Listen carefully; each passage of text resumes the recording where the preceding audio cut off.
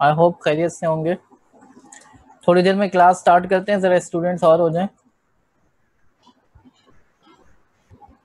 अस्सलाम वालेकुम सर। जी,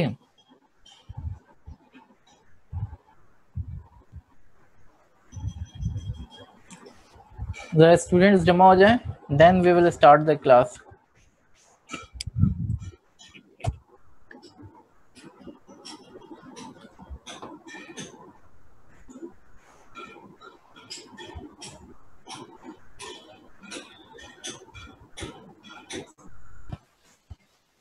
सर जब तक आप क्लास स्टार्ट कर ले, एक एआई आ गया था, मैं प्रैक्टिस का था, तो मुझे वो कंफर्म करना है आपसे।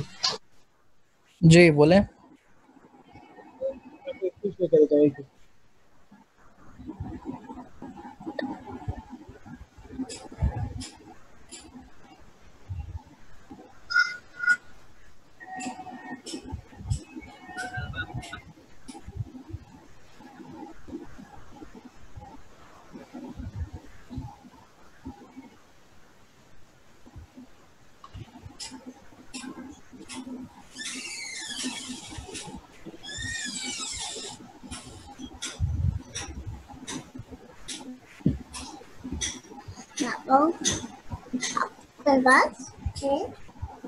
और वेट करते हैं, जरा कोई क्वेश्चन हो आप लोगों का लास्ट क्लास से तो पूछ लें।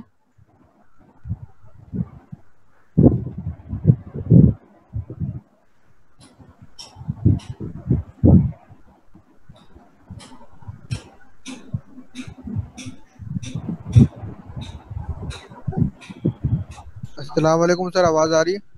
वालेकुम सलाम जी। सर लास्ट क्लास में जो हमने आरएनएन पढ़ा था ना, जैसे वो जो जनरेटर हमने बनाया था सर, उसको जी थोड़ा सा रिपीट कर देंगे आप?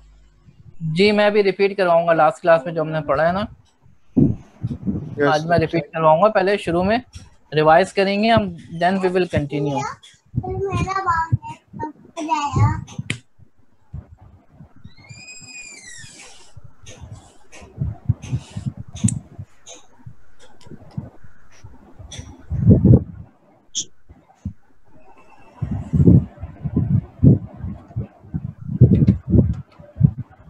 जन्मत बिछाना जी जी उस्मान, सर, मेरी कुछ आवाज आ कहना? रही है आपको? सर आवाज आ जी रही है? जी आ रही है। सर वेब डेवलपमेंट आज से स्टार्ट होगी। जी क्लास मॉड्यूल को डिप्लॉय करना क्लास। क्या कह रहे हैं सब, आपकी बात समझा नहीं मैं। सर मैं ये कह रहा हूँ, चैप्टर 6 आज क्लोज हो जाएगा, एंड हो जाएगा। चैप्टर 6 तो एंड हो गया था लास्ट टाइम, उसको बस जो है हम रिवाइज करेंगे। चैप्टर 6 तो हमने कंप्लीट कर लिया था लास्ट टाइम। आज कौन सा सब्जेक्ट पढ़ेंगे सर? चैप्टर नंबर 7 स्टार्ट करेंगे इंशाल्लाह आज। ठीक।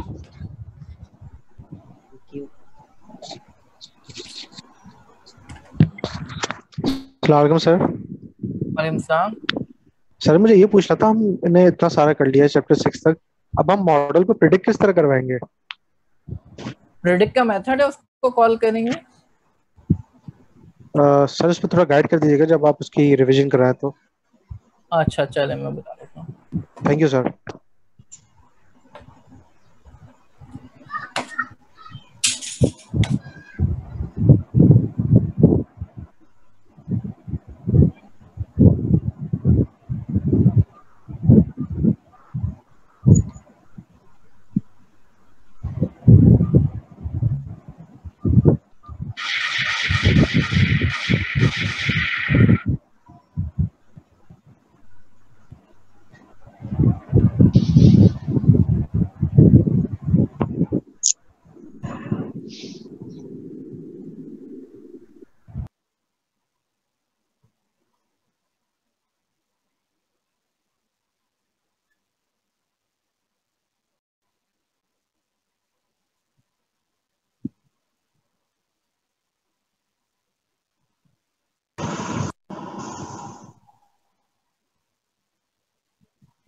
ओके जनाब, लेट्स स्टार्ट द लेक्चर। बिस्मिल्लाहिर्रहमानिर्रहीम। चैप्टर नंबर 6 को हम थोड़ा सा रिवाइज कर लेते हैं। Deep learning for text and sequences. तो हमने देखा था कि दो टेक्निक्स हैं जिसको इस्तेमाल किया जा सकता है, एक RNN है और एक कॉन्वोल्यूशनल न्यूरल नेटवर्क्स है। 1D कॉन्वनेट को हम इस्तेमाल करेंगे और इसकी एप्लीकेशंस भी बहुत सारी हैं, document classification, time series analysis, time series comparison, sequence to sequence learning, sentiment analysis, time series forecasting. तो दीज आर डिफरेंट टेक्निक्स जहाँ पे जो है हम रिकरेंट न्यूरल नेटवर्क्स को इस्तेमाल कर सकते हैं और CNN को इस्तेमाल किया जा सकता है। अब हम जो है सबसे पहले बात करेंगे टेक्सचुअल डेटा के ऊपर, क्योंकि टेक्सचुअल डेटा भी जो है एक तरीके का सीक्वेंशियल डेटा होता है। सीक्वेंशियल डेटा से मुराद ऐसा डेटा जिसमें करंट डेटा पास्ट पे डिपेंड कर रहा हो, यानी पास्ट डेटा की बेस पे आप फ्यूचर की प्रेडिक्शन कर सकते हो। तो टेक्स्ट के लिए हमने देखा था, पहली बात तो ये कि कोई भी जितने भी मॉडल्स हैं ये अंडरस्टैंड नहीं करते। पहली बात तो ये कि जितने भी मॉडल्स हैं वो टेक्स्ट को प्रॉपरली अंडरस्टैंड नहीं करते, बल्कि टेक्स्ट के स्ट्रक्चर को मैप करने की कोशिश करते हैं।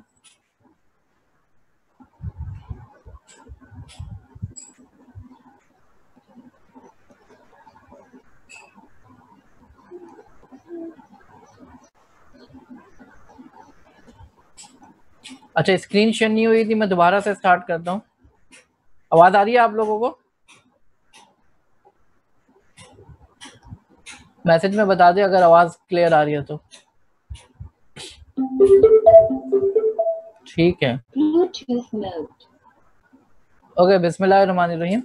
तो हमने देखा था कि दो फंडामेंटल टेक्निक्स हैं सीक्वेंशियल डेटा पे काम करने के लिए। सीक्वेंशियल डेटा एक ऐसा डेटा होता है जिसके अंदर करंट डेटा पास्ट डेटा पे डिपेंड कर रहा होता है।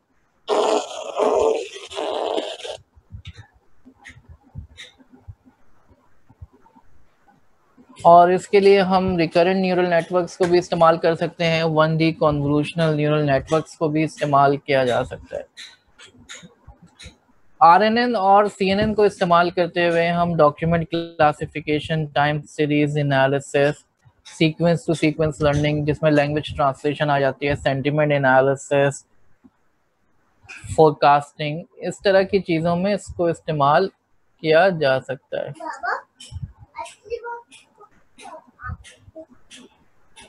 अब हम टेक्स्ट डेटा पे काम करेंगे। टेक्स्ट डेटा भी एक तरह का सीक्वेंस डेटा होता है जिसमें हम सीक्वेंस में डेटा को रीड कर रहे होते हैं, लेफ्ट टू राइट या राइट टू लेफ्ट, और अंडरस्टैंडिंग डेवलप कर रहे होते हैं। ये बात याद रखिएगा, जितने भी डीप लर्निंग मॉडल्स हैं वो टेक्स्ट को अंडरस्टैंड नहीं कर रहे होते, बल्कि उसकी स्टैटिस्टिकल स्ट्रक्चर को मैप करने की कोशिश कर रहे होते हैं और जिसकी मदद से बहुत सारे प्रॉब्लम्स को सॉल्व करते हैं। तो इसमें हम RNN का इस्तेमाल करते हैं और CNN का इस्तेमाल करते हैं। तो पहला क्वेश्चन जो अराइज होता है कि डीप लर्निंग के जितने भी मॉडल्स हैं ये न्यूमेरिकल डेटा पे काम करते हैं, तो हमें टेक्स्ट को न्यूमेरिकल डेटा में कन्वर्ट करना पड़ेगा, जिसको वेक्टराइजेशन कहा जाता है। इसकी कई टेक्निक्स हैं जिसमें हमारे पास वन हॉट इनकोडिंग है, जिसमें हमारे पास जो है वर्ड टू वेक्टर मॉडल्स हैं जो एम्बेडिंग कहते हैं जिसको, और इसमें हमारे पास n-ग्राम मॉडल्स भी हैं। ठीक है जनाब। तो for example the cat sat on the mat, इसको हम कन्वर्ट कर देंगे एक वेक्टर के अंदर। ये वेक्टराइजेशन का प्रोसेस कहलाता है। वन हॉट इनकोडिंग में हम क्या करते हैं, जितने भी वर्ड्स हैं आपकी वोकैबुलरी में उस साइज का वेक्टर होगा, और एक वर्ड के लिए आप जो है उसकी करस्पॉन्डिंग पोजीशन पे 1 लिख देंगे, बाकी जगह पे 0 लिख देंगे, तो वो उस वर्ड का वेक्टर बन जाएगा। ये वन हॉट इनकोडिंग थी। ये सैंपल कोड है वन हॉट इनकोडिंग का, कि जिस पोजीशन पे वर्ड पोजीशन पे जाके हमने 1 लिख दिया, बाकी पोजीशंस पे 0 लिख दिया। तो ये सेंटेंस लेवल पे भी करेंगे तो आप जो है इसको बैक ऑफ वर्ड्स कहेंगे। ये इनकोडिंग जो है हम करेक्टर लेवल पे भी कर सकते हैं और वर्ड लेवल पे भी कर सकते हैं। करेक्टर लेवल पे इस तरीके से करेंगे कि ए से लेके जेड तक के करेक्टर्स हैं मिसाल के तौर पर, तो आपका हर वेक्टर जो है 26 लेंथ का होगा और जो जो करेक्टर्स आ रहे हैं उस पोजीशन पे जाके 1 लिख दोगे।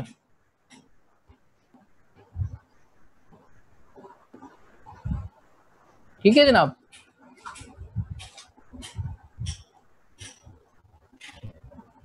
कीरास के अंदर बिल्ट इन यूटिलिटी है जिसकी मदद से हम जो है ये काम कर सकते हैं। तो टोकनाइजर को आप इस्तेमाल करें, फिट ऑन टेक्स्ट कर देंगे तो टेक्स्ट पे फिट हो जाएगा। टेक्स्ट टू सीक्वेंस करेंगे तो आपके पास जो है हर सेंटेंस मिल जाएगा जिसके अंदर नंबर्स आ रहे होंगे वर्ड के अगेंस्ट। उसको टेक्स्ट टू मैट्रिक्स कर देंगे तो ये 1 हॉट इनकोडिंग हो जाएगी।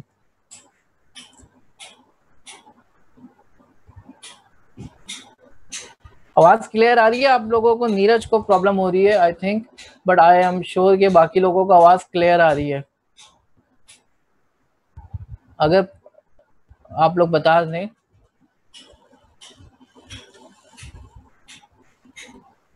मैं थोड़ी सी आवाज तेज कर दे रहा हूँ।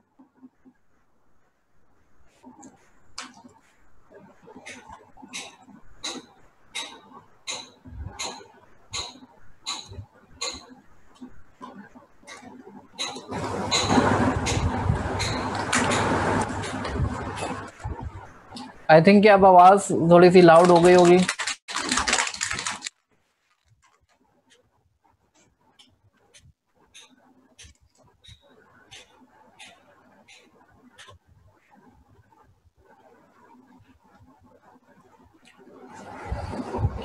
तो हमारे पास एक टेक्निक है 1 हॉट इनकोडिंग जिसमें आप हर वर्ड के अगेंस्ट 1 लिख देते हैं। एक सेंटेंस को इनकोड करना है आपने, उस सेंटेंस में जितने भी वर्ड आ रहे हैं उस पोजीशन पे जाके 1 लिख दिया, बाकी पोजीशन पे 0 लिख दिया। ये 1 हॉट इनकोडिंग है। ठीक है जनाब।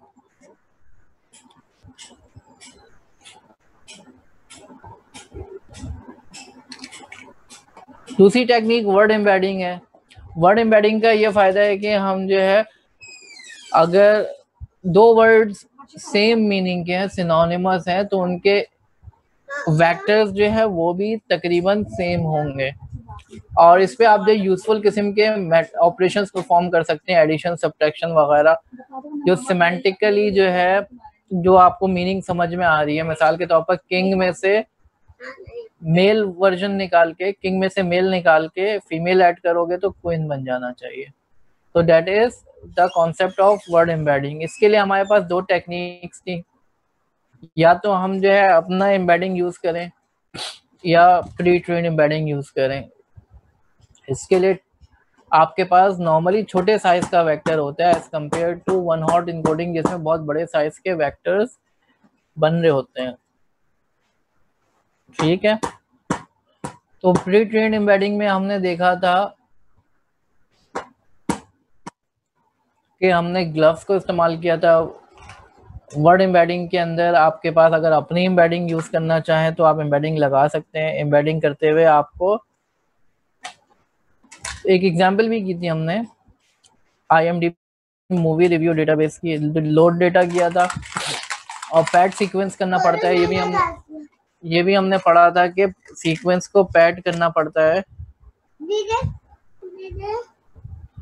पैडिंग इस वजह से करते हैं कि हर जुमला बराबर लेंथ का हो जाए। ऐसा ना हो कि कोई जुमला छोटा हो कोई जुमला बड़ा हो, हर जुमला बराबर लेंथ का हो, तो पैड किया जाता है।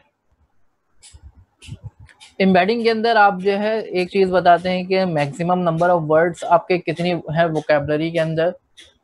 एम्बेडिंग की डायमेंशन बताते हैं कि जो मेरे वेक्टर बनेगा वो कितनी लेंथ का बनेगा और जुमले की लेंथ कितनी है। ये 3 चीजें बताई जाती हैं एम्बेडिंग के दौरान।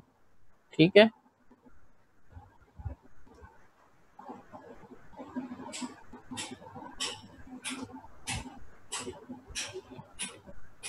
नीरज का क्वेश्चन है 2 डिफरेंट वर्ड्स है, दोनों की मीनिंग सेम है, तो जब आप ट्रेनिंग करोगे ना तो एम्बेडिंग से ये फायदा होगा कि उन दोनों को सेम वेक्टर की वैल्यू मिलेगी, क्योंकि वो एक ही जैसे यूजेज होगा, उनका जुमले में इस्तेमाल हो रहे होंगे, तो वो आगे पीछे के वर्ड सेम होंगे। तो एम्बेडिंग की जो ट्रेनिंग होती है वो इसी तरीके से होती है, वो देखते हैं कि प्रीवियस वर्ड कौन सा है, नेक्स्ट वर्ड कौन सा है, उसके हिसाब से कॉन्टेक्स्ट डिटरमिन करता है, वर्ड के मतलब को समझने की कोशिश करता है।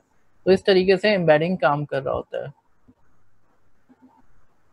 तो हमने जो है ये एक न्यूरल नेटवर्क को ट्रेन किया था, इसके अंदर हमने जो है कोई रिकरेंट लेयर यूज नहीं की, तो यहाँ पे स्टेट डिटरमिन नहीं हो रही, वो स्टेट अपने पास महफूज नहीं रख रहा कि जुमला रीड करते करते अब वो किस स्टेट में पहुंच गया है। तो कोशिश ये करनी चाहिए कि रिकरेंट लेयर लगाएं जब टेक्सचुअल डेटा पे काम करें। फिर हमने प्री ट्रेन्ड वर्ड एम्बेडिंग देखा था, वो किस तरीके से काम करते हैं।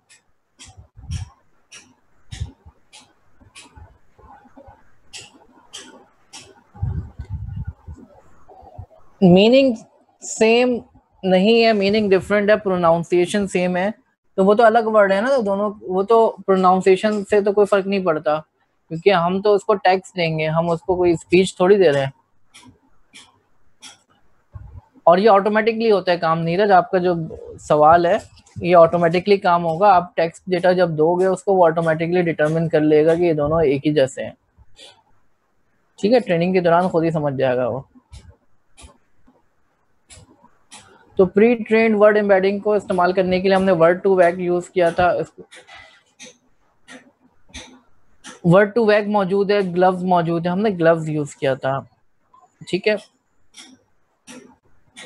Global vectors for word representation, हमने इसका उसकी एम्बेडिंग के लिए हमने जो है डाउनलोड किया था ग्लव्स का डेटा सेट पूरा, जिसमें आपको याद होगा कि वर्ड था और वर्ड के बाद जो है पहले वर्ड आ रहा था, वर्ड के बाद स्पेस आ रही थी, उसके बाद जो उसके वेक्टर्स आ रहे थे। और फिर हमने IMDb का भी डेटा डाउनलोड किया था टेक्स्ट फॉर्म में, जो कीरास के अंदर मौजूद है वो टेक्स्ट फॉर्म में नहीं है। उस्मान, आपका क्वेश्चन है कोई? Sir what is gloves? Gloves क्या चीज है? Bluetooth mode. जी उस्मान, क्वेश्चन है कोई? Sir what is gloves? Gloves क्या चीज है? ग्लव्स क्या है? ग्लव जो है ये प्री ट्रेन्ड वर्ड एम्बेडिंग है। आपने चैप्टर 4 में पढ़ा था ट्रांसफर लर्निंग, कि आप जो है कोई पहले से ट्रेन मॉडल को इस्तेमाल करें अपने कॉन्टेक्स्ट के अंदर, अपनी एप्लीकेशन के अंदर। तो हम जो है वर्ड एम्बेडिंग्स यानी वर्ड के अगेंस्ट कौन सा ये वर्ड जो है इसको कौन सा वेक्टर मिलना चाहिए, ये ट्रेनिंग पहले से हुई हुई है कि जो है दा को कौन सा वेक्टर मिलना चाहिए, ब्राउन को कौन सा वेक्टर मिलना चाहिए, क्रिकेट को कौन सा वेक्टर मिलना चाहिए, एम्बिशियस वर्ड को कौन सा कैरेक्टर मिलना चाहिए। ये तमाम चीजें डिटरमिन हुई हुई है पहले से। हम अपनी एम्बेडिंग भी कर सकते हैं और हुई हुई एम्बेडिंग को भी इस्तेमाल कर सकते हैं। तो ये हमने जो है प्री ट्रेन एम्बेडिंग इस्तेमाल किया, ट्रांसफर लर्निंग की है हमने। ठीक है, ये टोकनाइज हुई है, इसका मतलब है ये टोकनाइज तो हुई भी है, टोकनाइज के साथ इसको वेक्टर्स भी असाइन हुए हुए कि इसकी जो है न्यूमेरिकल रिप्रेजेंटेशन क्या होगी। हम जो है अपनी मर्जी से किसी भी वर्ड को कोई नंबर नहीं दे सकते, उसकी मीनिंग के हिसाब से नंबर मिलना चाहिए, तो हमें ट्रेनिंग करानी पड़ती है। ये ट्रेनिंग या तो आप खुद कराएंगे या पहले से हुई हुई ट्रेनिंग है उसको लोड कर लेंगे। ठीक है, पहले से उसको जो है नंबर्स असाइन हुए हुए हैं वो लोड कर लेंगे। तो ये ग्लव्स में पहले से नंबर्स असाइन हुए हुए हैं। ठीक है, okay sir, thank you. Thank you.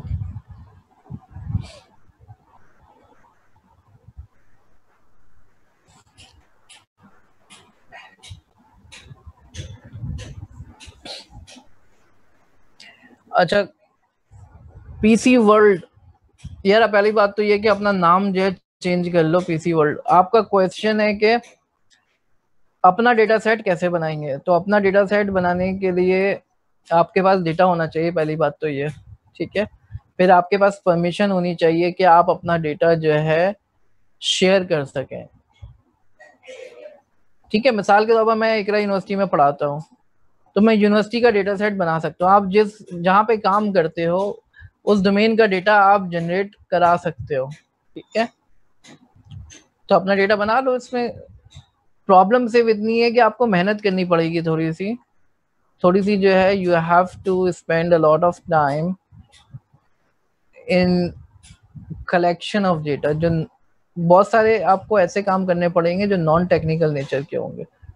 तो इंसान थोड़ा सा जो है ना एम्बेरस हो जाता है कभी कभार, जो है मोटिवेटेड नहीं होता तो नहीं कर पाता। थोड़ी सी मोटिवेशन चाहिए तो डेटा मिल जाता है। जो डॉक्टर्स हैं मिसाल के तौर पर, डॉक्टर या जिनके डॉक्टर्स से कांटेक्ट है, वो हॉस्पिटल से डेटा ले सकते हैं, मेडिकल इमेजेस का डेटा सेट जनरेट कर सकते हैं। तो इसी तरीके से डेटा जनरेट होता है, तो आप बना सकते हैं, इसमें ऐसी कोई बात नहीं है। ठीक है, तो हमने जो है ग्लव्स को लोड करना सीखा था। पहली बात तो ये कि हमने फाइल को रीड किया था, जो IMDb का डेटा था उसको रीड करने के बाद हमने जो है लेबल्स जनरेट कराए थे।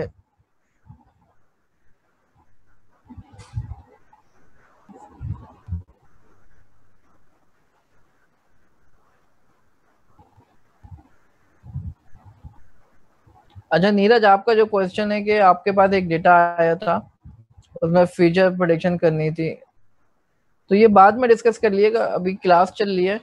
ठीक है, अभी बाकी लोगों का इंटरेस्ट नहीं होगा इसमें। तो हमने जो है मूवी रिव्यूज में वर्ड्स ले लिए, जुमला ले लिया, सेंटेंसेस ले लिए, और साथ में लेबल ले लिया, पॉजिटिव है या नेगेटिव। पॉजिटिव के लिए हमने जो है 0 लिया था आई थिंक, नेगेटिव के लिए 0 लिया था, पॉजिटिव के लिए 1 ले लिया था। ठीक है, तो ये बाइनरी क्लासिफिकेशन है, 0 1 से काम चल जाएगा। उसके बाद जो है हमने इसको टोकनाइज कर लिया था, टोकनाइज किया तो उसको हर वर्ड का एक नंबर जनरेट हो गया। ठीक है, उसके बाद जो है हमने ग्लव्स को लोड किया। ग्लव्स के अंदर जो है हमारे पास हर वर्ड के अगेंस्ट एक वेक्टर आ गया था, जो कि हमने एक डिक्शनरी में डाल दिया। लेकिन हम डिक्शनरी में नहीं रखना, हमने इसको जो है मैट्रिक्स में कन्वर्ट करना है। तो उसके बाद हमने इसको मैट्रिक्स में कन्वर्ट किया था, एम्बेडिंग मैट्रिक्स बनाया और फिर उसको सेट कर दिया। एम्बेडिंग लगाया हमने, फ्लैटन लगाया, डेंस लगाया, और इसको जो है हमने जिस तरीके से हमने जो है ट्रांसफर लर्निंग में किया था कि लेयर्स को मैनिपुलेट करना पड़ता है, लेयर्स को फ्रीज करना पड़ेगा। एम्बेडिंग लेयर को अब हमने नहीं छेड़ना क्योंकि उसकी ट्रेनिंग हुई भी है। वेट सेट कर दिए एम्बेडिंग लेयर के, लेयर 0 है हमारे मॉडल के अंदर, उसको सेट कर दिया और ट्रेनेबल को फॉल्स कर दिया।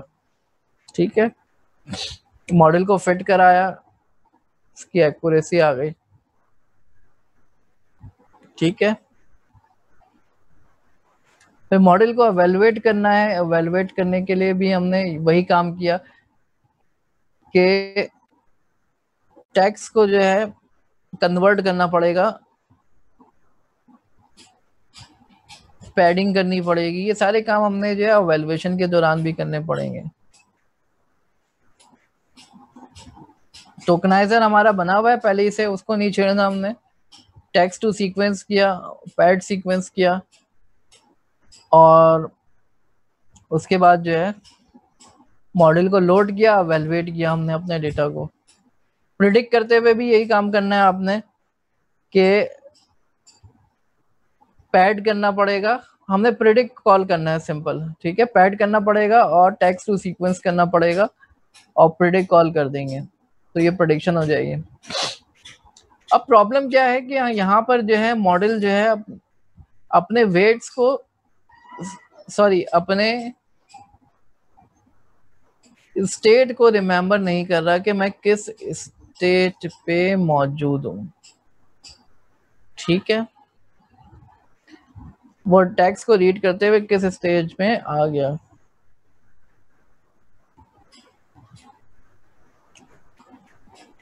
फॉर एग्जाम्पल, उसको पता है कि अब ये मैंने जुमला पढ़ लिया है, तो मुझे ये पता चल गया कि एक बंदा है जो कि न्यूयॉर्क में रहता है। ये एक स्टेट है जो कि पता चल गई टेक्स्ट को पढ़ते हुए। अगर आप जो है सेंटेंस टेक्स्ट समराइजेशन पे काम कर रहे हैं, पैराग्राफ को समराइज करना चाह रहे हैं, आप इस तरह का कोई प्रॉब्लम सॉल्व कर रहे हैं, तो एक जुमला पढ़ने के बाद आपकी स्टेट क्या हो गई। ये डेंस में ऐसा नहीं होता।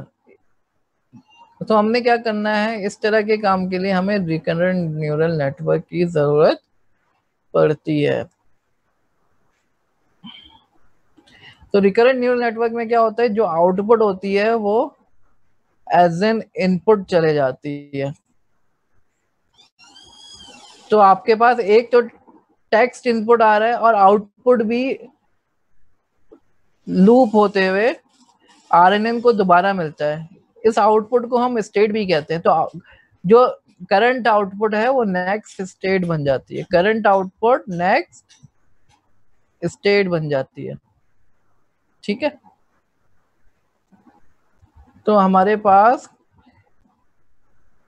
जो भी इनपुट है उस इनपुट को लेगा और स्टेट को लेके जो है वो मालूम करेगा कि आउटपुट क्या होगी। आउटपुट जो है स्टेट बन जाएगी।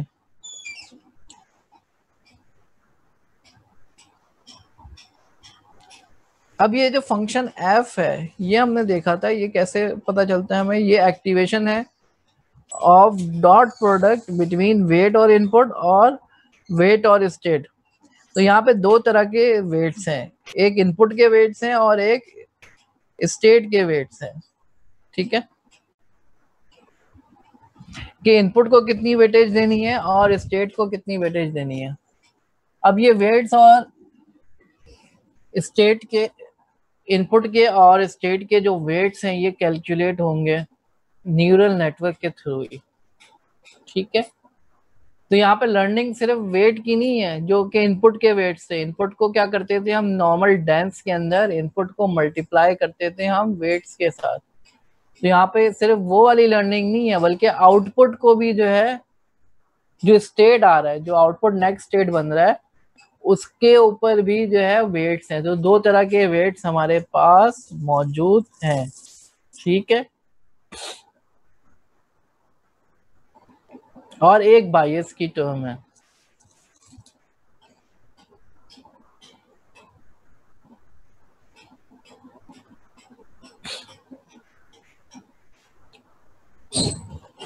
तो आरएनएन को इस्तेमाल करने का क्या तरीका है? आरएनएन का इस्तेमाल करने का बहुत सिंपल सा तरीका है। आपने आरएनएन की लेयर अटैच कर देनी है। आरएनएन की लेयर आपने लगा देनी है, सिंपल आरएनएन की लेयर लगा देनी है। ठीक है,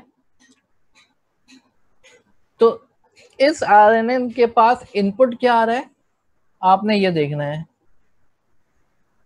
एम्बेडिंग लेयर है, एम्बेडिंग लेयर की डायमेंशन कितनी है, 10,000। मैक्सिमम नंबर ऑफ वर्ड्स हैं और हर वर्ड की डायमेंशन जो है 32 है। तो इसमें कितने पैरामीटर्स हो गए, एम्बेडिंग जो है हर वर्ड के अगेंस्ट 32 लेंथ का एक वेक्टर बना रहा है। एम्बेडिंग हर वर्ड के अगेंस्ट 32 लेंथ का एक वेक्टर बना रहा है। और कितने वर्ड्स हैं हमारे पास, 10,000 वर्ड्स हैं।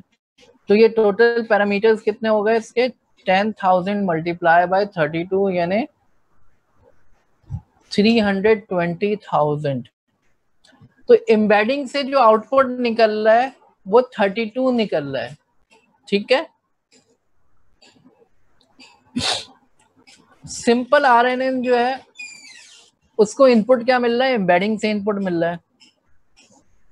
तो सिंपल आरएनएन को ये 32 इनपुट मिल रहा है, इसको इनपुट 32 मिल रहा है और इसमें कितने सेल्स हैं, ये आउटपुट कर रहा है 32, ये आउटपुट भी 32 कर रहा है। फॉर्मूला क्या है पैरामीटर्स निकालने का, x square plus x Y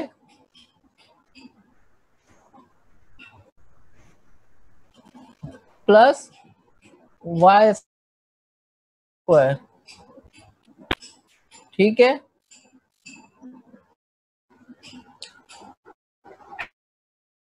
x जो है इनपुट, वाई जो है आउटपुट। तो इनपुट कितना है,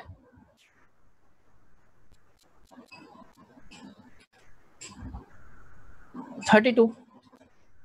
ठीक है, और आउटपुट कितना है, वो भी 32 है। तो जरा इसके पैरामीटर्स कैलकुलेट करते हैं। क्वेश्चन है शकीब का, क्वेश्चन ले लेते हैं। जी शकीब। सर मुझे ये पूछना है कि जो आपने एम्बेडिंग लेयर लगाई है 10,000/32 की, अब इससे जो मतलब आउटपुट निकलेगा वो 32 डायमेंशन का होगा, तो अगर हम सिंपल RNN को 32 नहीं दें और 25 दें तो इसमें कोई मसला होगा? नहीं, कोई मसला नहीं होगा, वो तो आउटपुट है ना।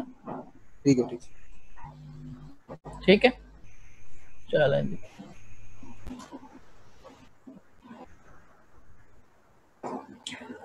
अब हम देखते हैं कि इसके पैरामीटर्स कैलकुलेट करके देखते हैं हम। ठीक है, तो 32 का स्क्वायर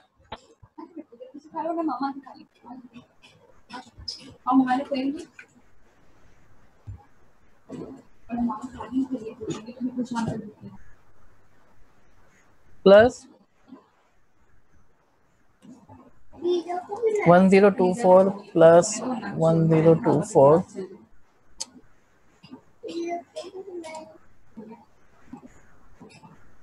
प्लस 32।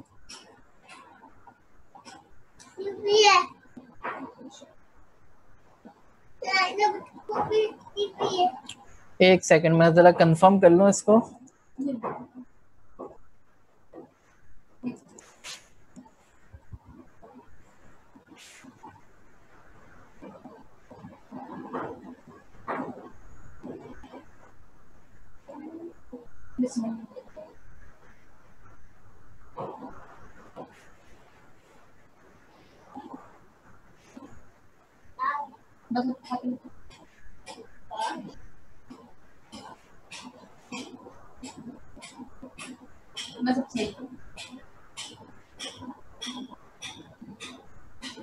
इस फॉर्मूले को थोड़ा सा सही कर लेते हैं।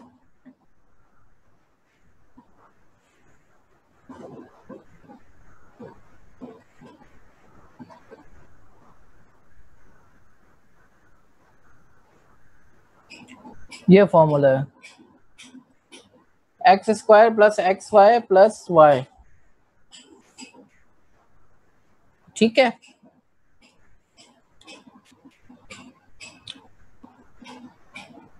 तो हमारे पास ये बन जाएगा 32 स्क्वायर एक्स 32 है प्लस वाई जो है हमारे पास वो भी 32 है, तो 32 इंटू 32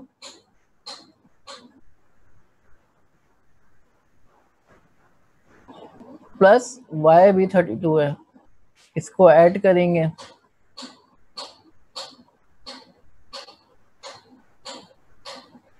तो ये आ जाएगा। इसको कैलकुलेट करें अगर 32 स्क्वायर हो गया 1024 1024 32 इंटू 32 जो है वो भी 1024 होगा। ठीक है, प्लस 32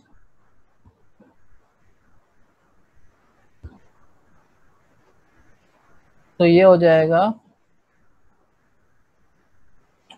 1024 प्लस 1024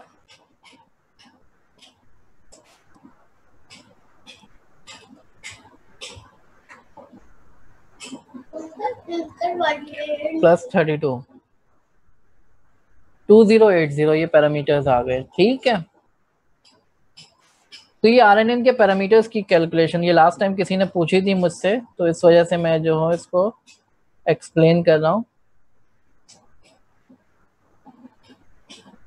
और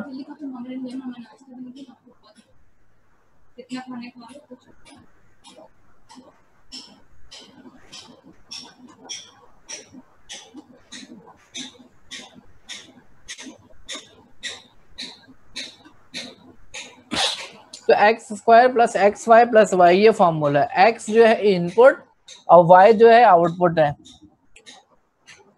अब अगर हम बात करें ये तो हमने RNN की बात की, अगर हम बात करें LSTM की तो ये 4 से मल्टीप्लाई हो जाएगा। LSTM के लिए 4 से मल्टीप्लाई हो जाएगा क्योंकि LSTM में 4 गेट्स होंगे, और अगर GRU होगा तो 3 से मल्टीप्लाई हो जाएगा। ठीक है, LSTM के लिए 4 से मल्टीप्लाई होगा, GRU इस्तेमाल कर रहे हैं हम तो 3 से मल्टीप्लाई होगा।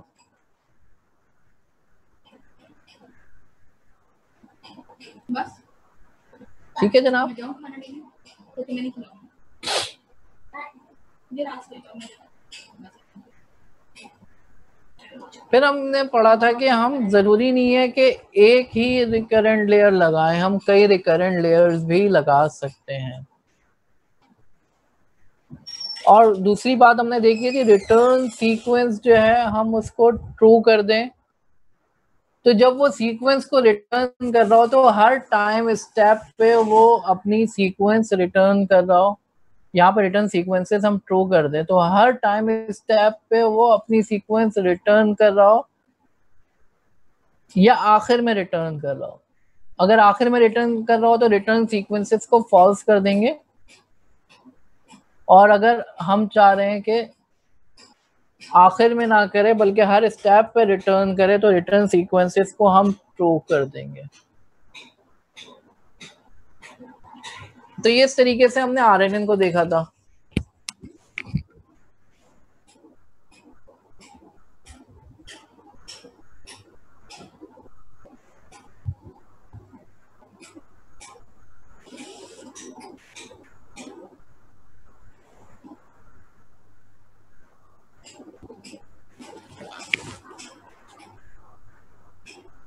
ठीक है जनाब, आगे चलते हैं हम। IMDb मूवी रिव्यू डेटाबेस पे हमने जो है RNN को लगाया और हमने देखा कि इसकी परफॉर्मेंस में इम्प्रूवमेंट आई। लेकिन RNN के साथ एक प्रॉब्लम है, वैनिशिंग ग्रेडियंट प्रॉब्लम, कि वो बहुत ज़्यादा पास्ट की इंफॉर्मेशन को याद नहीं रख सकता। तो उसके लिए हमारे पास जो सोल्यूशन था LSTM था, long short term memory model या गेटेड रिकरेंट यूनिट मॉडल। इन दोनों में से किसी को भी इस्तेमाल हम कर सकते हैं। तो RNN के अंदर ग्रेडियंट जो है बहुत ज़्यादा पीछे जाएंगे आप, तो छोटा होते होते होते आखिर में जाके बिल्कुल ही ग्रेडियंट वैनिश हो जाता है। अच्छा, नीरज का क्वेश्चन है सीक्वेंस को रिटर्न क्यों करेंगे? ये हम आगे चल के चैप्टर नंबर जब 8 या 9 में हम पढ़ेंगे इंशाल्लाह, कि उस सीक्वेंस को, जैसे सीक्वेंस लर्निंग की जो प्रॉब्लम्स होती है ना, वहाँ पे हमें ज़रूरत पड़ती है इसकी, लैंग्वेज ट्रांसलेशन या इस तरह की चीज़ों में हमें इसकी ज़रूरत पड़ती है। ठीक है,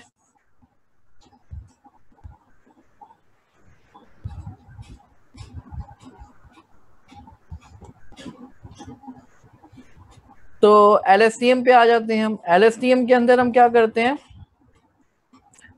हमारे पास RNN के अंदर तो दो चीजें थी, एक इनपुट आ रहा होता था और एक स्टेट मिल रही होती थी हमें। यहाँ पर एक सेल और होगा, LSTM के अंदर एक सेल और होगा जो कि मूव कर रहा होगा। ठीक है, अब इस सेल की जो वैल्यू है जिसको हम कैरी कह रहे हैं, कैरी ट्रैक, ये एक और चीज ऐड हो गई है LSTM के अंदर। ठीक है, अब इस सेल की जो वैल्यू है वो किन चीजों की मदद से कैलकुलेट होगी?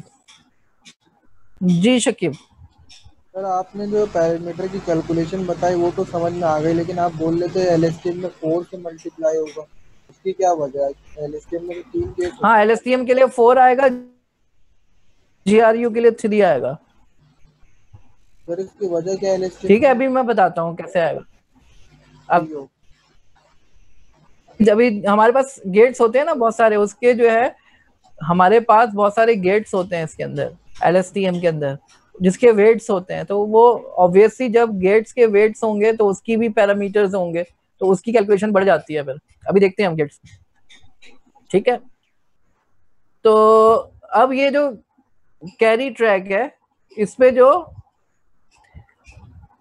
वेट्स हैं वो कैसे कैलकुलेट होंगे? पहली बात तो ये यहाँ पे वी नॉट आ गया, ये एक वेट बढ़ा, ठीक है।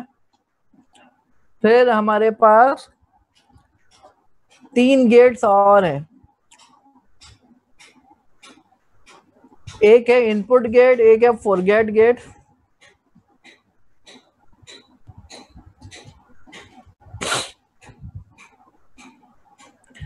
अच्छा शादिब का क्वेश्चन है ये आए कहाँ से, इसको आप बैठ के आराम से गौर करें, आपकी समझ में आ जाएगा इंशाल्लाह, ठीक है।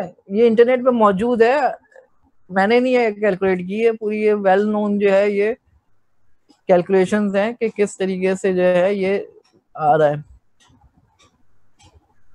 अब ये जो कैरी ट्रैक है उसमें हम क्या करते हैं, पास्ट की कुछ इंफॉर्मेशन को भूल के कुछ नई इंफॉर्मेशन ऐड करते हैं। तो हमारे पास आई है, ये बता रहा होता है कि कुछ नई इंफॉर्मेशन ऐड करनी है, कितनी इंफॉर्मेशन ऐड करनी है आई, और क्या इंफॉर्मेशन ऐड करनी है, के है वो जो इंफॉर्मेशन ऐड करनी है, और क्या इंफॉर्मेशन भूलनी है, सीटी है, ये तो पुरानी इंफॉर्मेशन है जो भूलनी है, कितनी भूलनी है वो एफटी बताता है।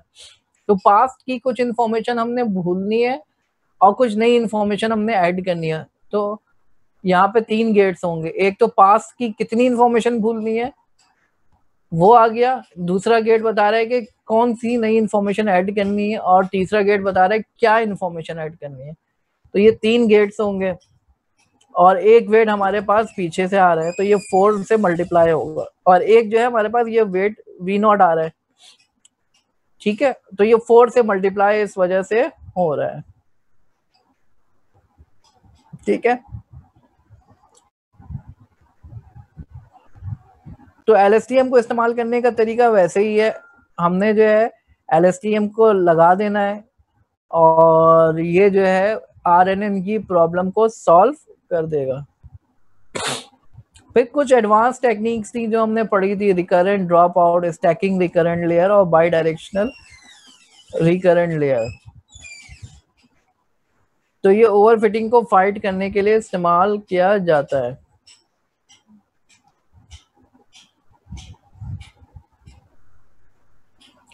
कैलकुलेशन नीरज आपकी समझ में नहीं आ रही, बहुत सिंपल सी चीज है।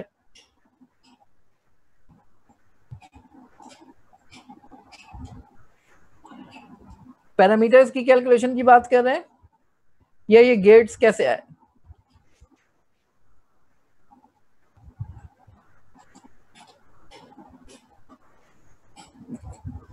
पैरामीटर की कैलकुलेशन तो इस तरीके से है,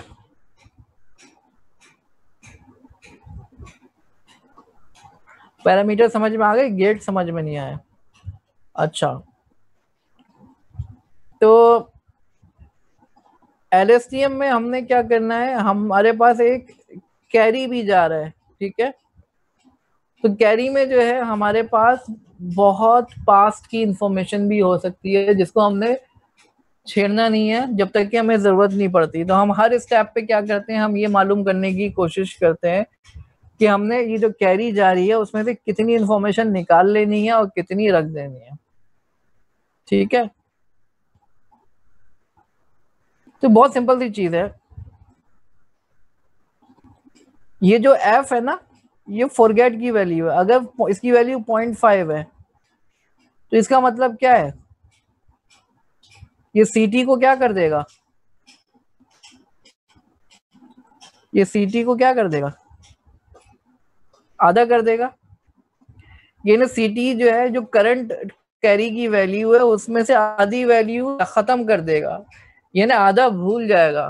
तो एफटी की जितनी भी वैल्यू होगी उसके हिसाब से हमें पता चल जाएगा कितना याद रखना है, कितना भूल जाना है।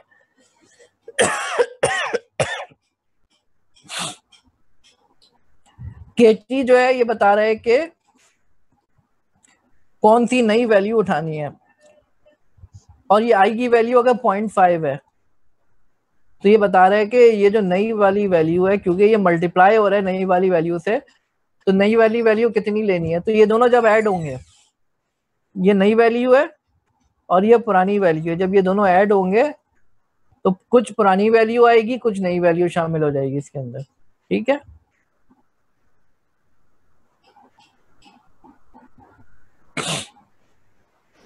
अच्छा, इसको भुलाना क्यों है आपका क्वेश्चन है।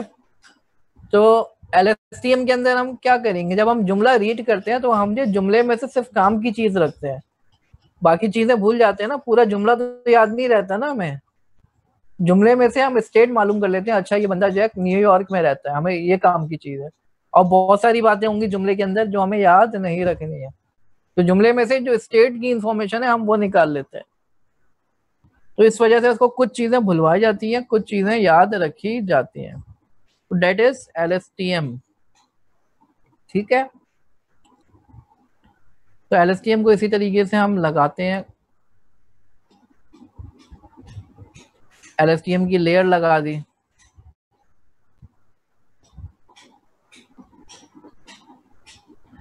अच्छा नीरज, ये सारा मैनुअली LSTM की आपने लेयर लगा दी, ये सारा काम पीछे खुद ब खुद हो जाएगा। ठीक है, आपने कुछ नहीं करना, आपने सिर्फ LSTM की लेयर लगानी है। ठीक है,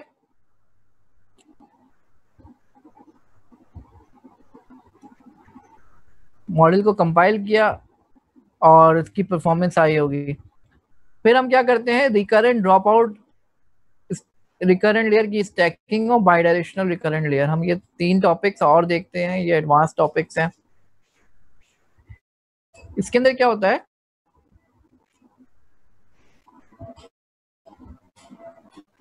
एक टेम्परेचर फोरकास्टिंग प्रॉब्लम पे हमने इसको अप्लाई करना है। ठीक है,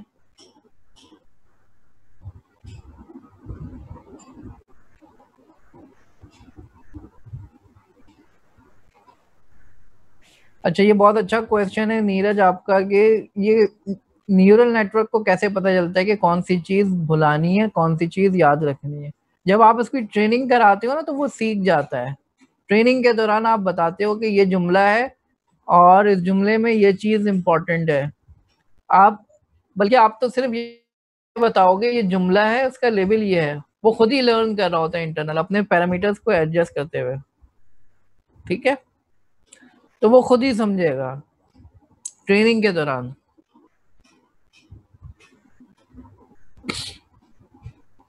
फिर हमारे पास एक वेदर का डेटा सेट था, हमने उसको स्प्लिट किया था। ठीक है, वेदर का डेटा, वेदर के डेटा में हमने जो है स्प्लिट करने के बाद हमने ये किया था, कुछ प्लॉट करके हमने इसको देखा, एनालिसिस की। फिर हमने देखा था कि हम पास्ट का डेटा रखते थे। पास्ट का मिसाल के तौर पर 10 स्टेप लुक बैक हमने डाला था 720।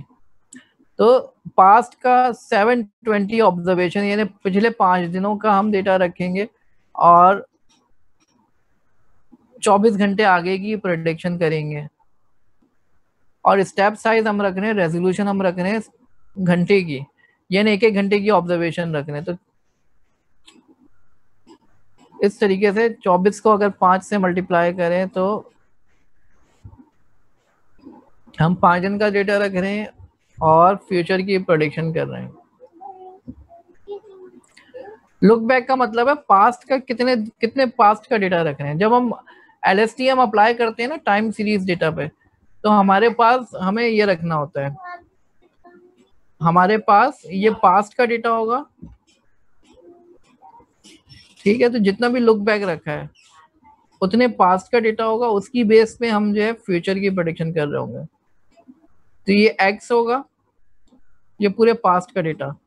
आप खड़े हुए यहाँ पर है और कितने बैक पे देख रहे हैं आप, ये लुक बैक कहलाएगा। और ये Y जो है ये फ्यूचर की प्रेडिक्शन है। ठीक है, तो that is time series forecasting.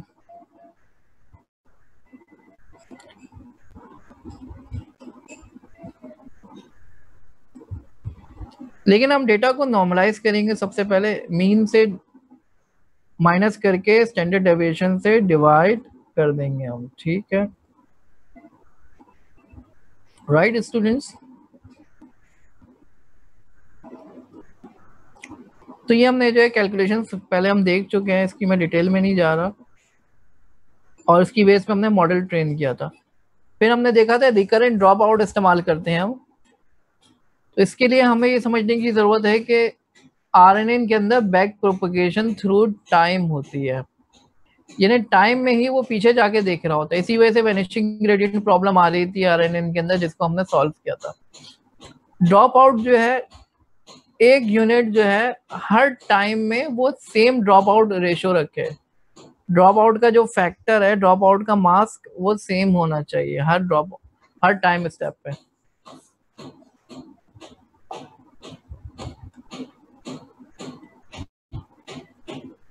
अच्छा, इमरान का क्वेश्चन है कि टाइम के हिसाब से अगर देखें तो कल बारिश हुई है तो जरूरी थोड़ी है कि आज भी बारिश होगी या फ्यूचर में बारिश होगी। प्रेडिक्शन है ना ये तो एक तरीके की,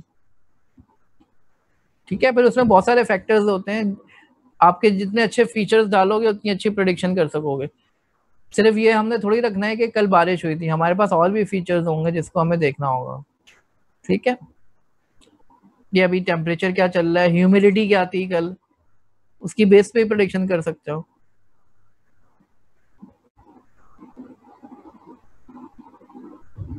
राइट तो ड्रॉप आउट जो है, नॉर्मल ड्रॉप आउट तो ये है कि हर टाइम स्टेप पे वो डिफरेंट मास्क ले रहा होता है। मसलन जो है टाइम 0 पे जो है उसने 0.5 यानी मुख्तलिफ वैल्यूज ड्रॉप कर दी, टाइम 2 पे डिफरेंट रेशियो से ड्रॉप आउट कर दिया। ड्रॉप आउट मास्क जो है वो चेंज हो रहा है हर टाइम पे, जबकि रिकरेंट ड्रॉप आउट में एक ही मास्क जो है वो हर टाइम के लिए अप्लाई हो रहा है। तो इसके थ्रू ओवरफिटिंग कम होती है, परफॉर्मेंस अच्छी आती है। तो आप दोनों चीजें सेट कर सकते हो, नॉर्मल ड्रॉप आउट भी सेट कर सकते हो और रिकरेंट ड्रॉप आउट भी सेट कर सकते हो, ठीक है।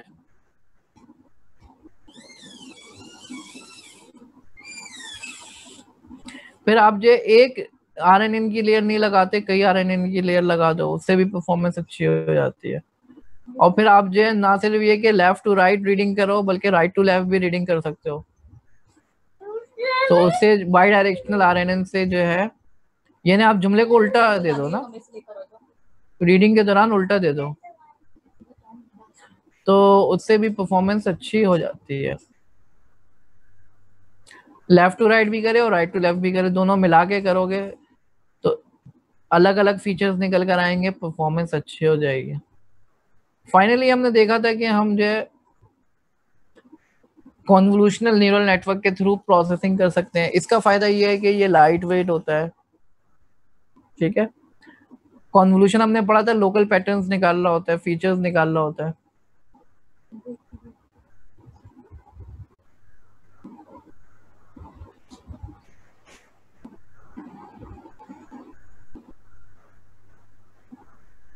ठीक है, तो हम जो है CNN को इस्तेमाल करके 1D कॉन्वोल्यूशनल न्यूरल नेटवर्क को इस्तेमाल करके हम जो है फीचर्स निकाल सकते हैं। मैक्स पूलिंग भी वैसे ही अप्लाई होती है इसके अंदर। इसका फायदा ये है, ये जो है लाइट वेट होता है। अच्छा, शकीब का क्वेश्चन है। जी शकीब। सर मुझे एक चीज ये पूछनी थी, ये आप बोल रहे हैं कन्वोल्यूशनल यूज करेंगे। कन्वोल्यूशनल तो मतलब हमने इमेज के डाटा में यूज किया था, वहां से वो फीचर निकाल रहा था, वो टेक्स्ट से कैसे निकालेगा? देखिए बात तो वही है ना, इमेज हो या टेक्स्ट हो, नंबर्स है ना आपके पास। अल्टीमेटली इमेज में पिक्सल्स होते हैं जो नंबर्स में कन्वर्ट होते हैं, टेक्स्ट जो है नंबर्स में कन्वर्ट होता है, ठीक है। तो उसमें से वो लोकल पैटर्न्स निकालने हैं। एक्चुअली कर क्या रहा होता है, कॉन्वोल्यूशन पैटर्न निकाल रहा होता है। उसको ये मतलब नहीं कि इमेज है या टाइम सीरीज डेटा है, किसी पे भी आप अप्लाई कर सकते हो, टेक्स्ट पे भी अप्लाई कर सकते हो, टाइम सीरीज डेटा पे भी अप्लाई कर सकते हो। वो पैटर्न्स निकाल रहा होता है, ठीक है। चाहे वो नंबर टेक्स्ट हो या इमेज हो या कोई नंबर्स हो, तो वो पैटर्न्स निकाल रहा होता है, ठीक है। नुकसान इसका ये है कि वो तरतीब को रिमेम्बर नहीं करता कि कौन सी चीज पहले आ रही है, कौन सी चीज बाद में आ रही है। तो उसका तरीका ये होता है, फिर आप जो है कॉन्वोल्यूशन और आरएनएन को मिला के इस्तेमाल करो। पहले आप जो है कॉन्वोल्यूशन की लेयर लगा के छोटा कर दो उसको, उसके साइज को छोटा कर दो, फीचर्स कम हो जाए, इंपॉर्टेंट फीचर्स निकल के आ जाए, फिर आप आरएनएन लगा दो। आरएनएन थोड़ा हैवी वेट होता है, वो आप बाद में लगा दो। तो करना हमने वही है मैक्स पूलिंग और कॉन्वोल्यूशन के कॉम्बिनेशन लगाने हैं, ठीक है। और अब यहाँ पे जो है आखिर में जो है आप ग्लोबल मैक्स पूलिंग लगा दो या फ्लैटन लगा दो, एक ही बात है, ठीक है। ग्लोबल मैक्स पूलिंग लगा दें या फ्लैटन लगा दें, एक ही बात है। तो फिर हम जो है इसको मिला के इस्तेमाल करते हैं।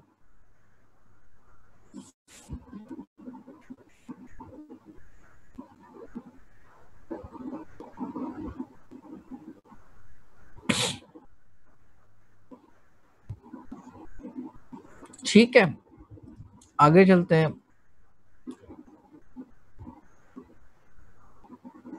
तो ये अगर हम देखें इस पे काम करके, ये टैक्स पे इतना अच्छा काम नहीं करेगा कॉन्वोल्यूशन, सिर्फ अगर कॉन्वोल्यूशन इस्तेमाल करें, क्योंकि वो तरतीब तो याद नहीं रख रहे हैं ना। तो हमें क्या करना पड़ेगा, फिर इसको मिला के इस्तेमाल करें। CNN को इस्तेमाल करके सीक्वेंस को शॉर्ट कर दें और फिर RNN लगा दें, ठीक है। तो ये हमने जो है अल्हम्दुलिल्लाह हमने चैप्टर को रिवाइज कर लिया। 5 मिनट का ब्रेक लेते हैं, फिर हम चैप्टर नंबर 7 स्टार्ट करते हैं, ठीक है।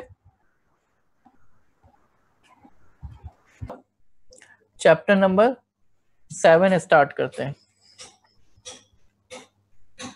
Advanced deep learning best practices.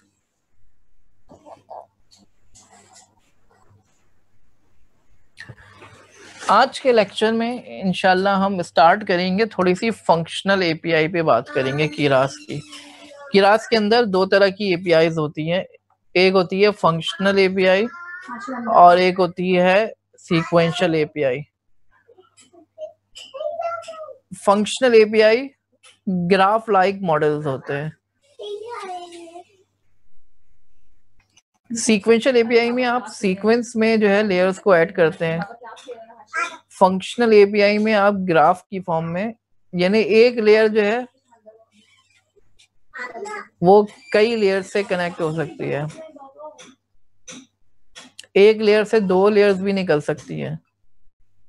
एक लेयर हो सकता है कि अपने आगे वाली लेयर से भी आगे वाली लेयर से कनेक्ट हो, या एक लेयर अपने पीछे वाली लेयर से भी कनेक्ट हो जाए। तो लेयर्स जो है वो डिफरेंट सीक्वेंस में कनेक्ट हो सकती हैं।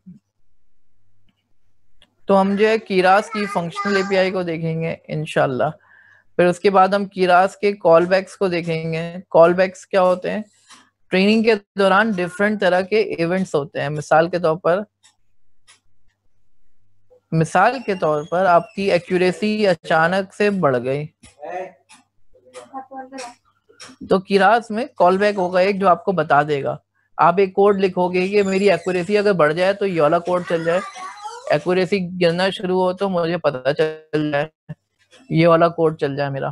तो एक्यूरेसी अगर बढ़ रही है तो मैं मॉडल सेव कर लूँ, एक्यूरेसी कम हो रही है तो मैं मॉडल स्टॉप कर दूं। अब एक्यूरेसी कम होना शुरू हो गई है। इसके अलावा टेंसर बोर्ड के थ्रू आप विजुअलाइजेशन कर सकते हैं, मॉडल को मॉनिटर कर सकते हैं। इसके अलावा हम कुछ बेस्ट प्रैक्टिसेस को देखेंगे। Batch normalisation, residual correction, hyper parameter optimisation and model ensembling. ये कुछ टेक्निक्स हैं, एडवांस टेक्निक्स, जो हम इंशाल्लाह पढ़ेंगे।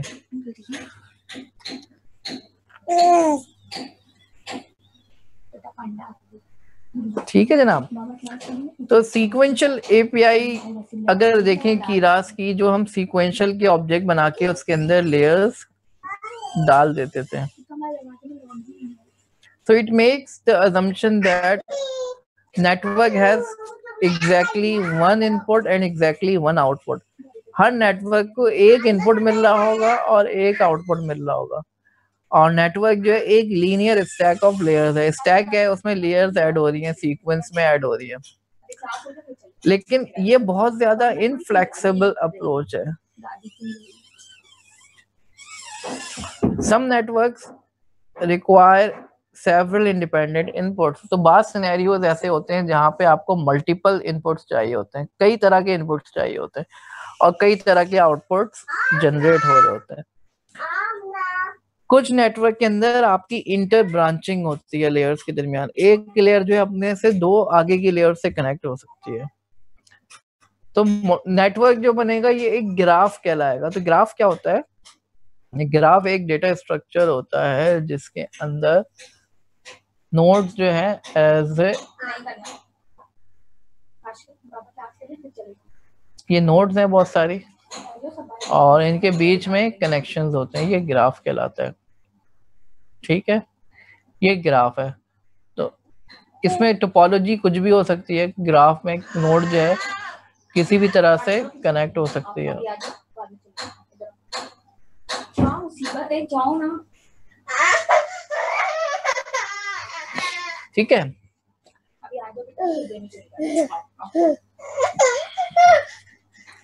तो एक नोड जो है किसी भी नोड से कनेक्ट हो सकती है। तो इस तरह का ग्राफ लाइक स्ट्रक्चर चाहिए हमें। मॉडल आपका इस तरीके का होगा। अभी जो मॉडल था वो इस तरीके का था, लाइन से कनेक्टेड है, ये एक लेयर, ये एक लेयर, और फिर ये एक लेयर। बंद करो। लेकिन इस तरीके से होना जरूरी तो नहीं है ना। बाद मॉडल्स ऐसे होते हैं जिसमें आपको जो है ग्राफ लाइक स्ट्रक्चर चाहिए होगा। तो इसके लिए हम क्या यूज करेंगे? फंक्शनल एपीआई यूज करेंगे। यहाँ तक कि कोई बात क्लियर ना हो तो पूछ सकते हैं आप लोग।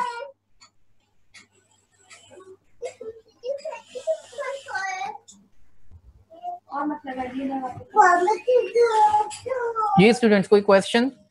आवाज आ रही है आप लोगों को मेरी? दरवाजा बंद करो।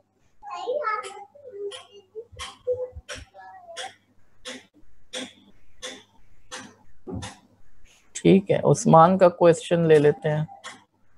बंद कर रहे हो? जी उस्मान। सर ये एपीआई हम जो यूज कर रहे हैं इसका मकसद क्या है, पर्पस क्या है? किस चीज का एपीआई? Functional API. अभी देखते हैं हम इसका पर्पस क्या है।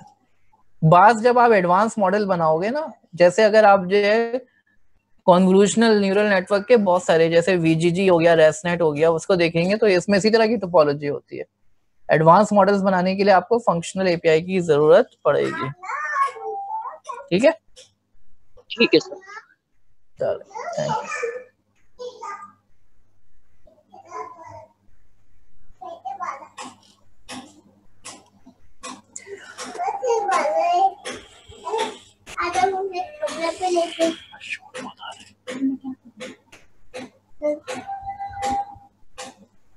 अच्छा, एक क्वेश्चन है शायान का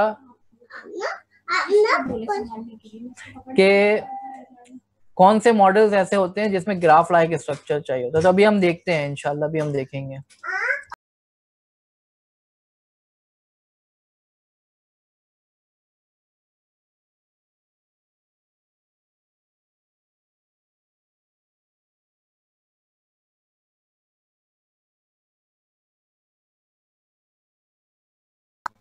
ओके स्टूडेंट्स, तो हम सीक्वेंशियल एपीआई में ये लेयर्स वाइज स्ट्रक्चर होता है।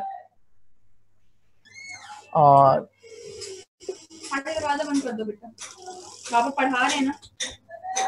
अच्छा देखें स्टूडेंट, लेक्चर की जहाँ तक के बात है तो मैंने लेक्चर्स अपलोड करना शुरू कर दिए हैं। अभी फर्स्ट 2 वीक्स के लेक्चर अपलोड हो गए मेरे यूट्यूब के चैनल पे। इंशाल्लाह तमाम वीक्स के लेक्चर जो है I will upload on YouTube. ठीक है, तो आप लोग मेरा चैनल सब्सक्राइब करें और इंशाल्लाह आप लोगों को तमाम लेक्चर्स मिल जाएंगे। एपीआई उस्मान डेटा फैच के लिए इस्तेमाल नहीं होती, किसी भी काम के लिए इस्तेमाल हो सकती है। एपीआई जो है लाइब्रेरी है, क्लासेस हैं जो किसी भी काम के लिए इस्तेमाल किए जा सकते हैं।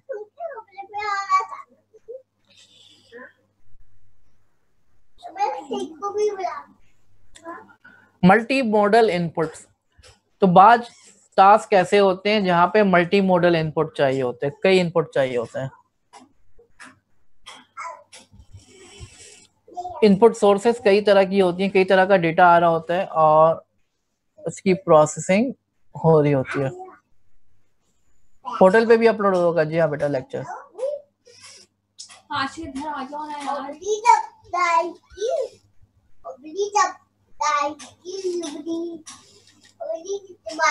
अच्छा, बाकी लोगों के माइक मैं म्यूट कर देता हूँ। ठीक है जनाब। लॉक लगाया आपने, बंद कर दी थी। तो मिसाल के तौर पर आप एक ऐसा डीप लर्निंग मॉडल बनाना चाह रहे हैं जो कि प्रेडिक्ट करे मार्केट प्राइस किसी कपड़े की बेस्ड ऑन यूजर डेटा के कपड़े का ब्रांड कौन सा है। अब ये ब्रांड क्या होगा, टेक्स्ट होगा एज के हिसाब से, और टेक्स्ट डिस्क्रिप्शन है और पिक्चर भी आ रही है। अब ये कई तरह का डेटा आ रहा है, ये कैसे करोगे प्रोसेस?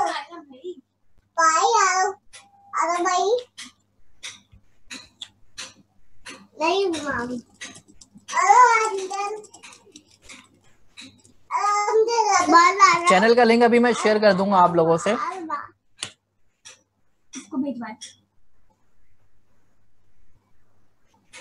तो इंशाल्लाह मैं चैनल का लिंक आप लोगों से शेयर करता हूँ। तो यूजर की क्या क्या इंफॉर्मेशन जा रही है, पिक्चर जा रही है, टेक्स्ट डिस्क्रिप्शन आ रही है, मेटा डेटा आ रहा है, आइटम का ब्रांड, एज और इस तरह की मुख्तलिफ चीजें आ रही हैं जिसकी बेस पे आप प्रेडिक्शन कर रहे हो कि इस कपड़े की कीमत क्या होगी। ठीक है जनाब। तो ये काम कैसे करोगे? कई तरह का इनपुट आ रहा है,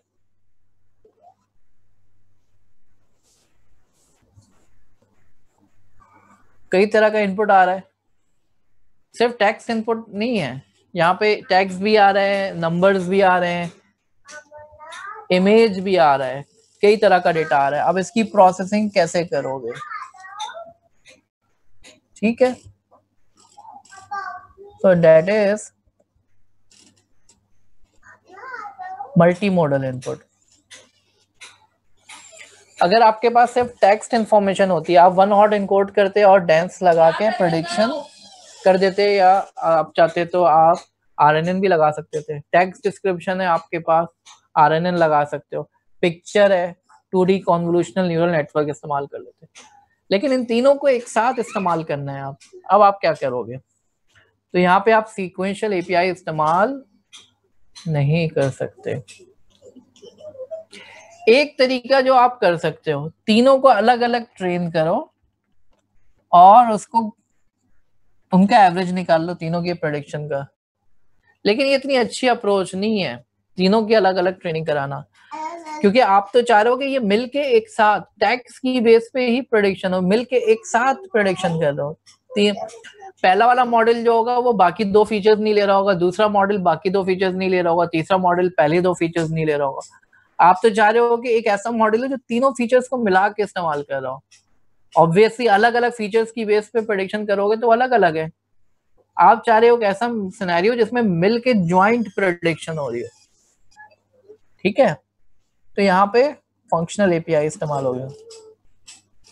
वॉइस भी हो सकती है, बिल्कुल काजी खलीलुल्लाह, वॉइस भी हो सकती है।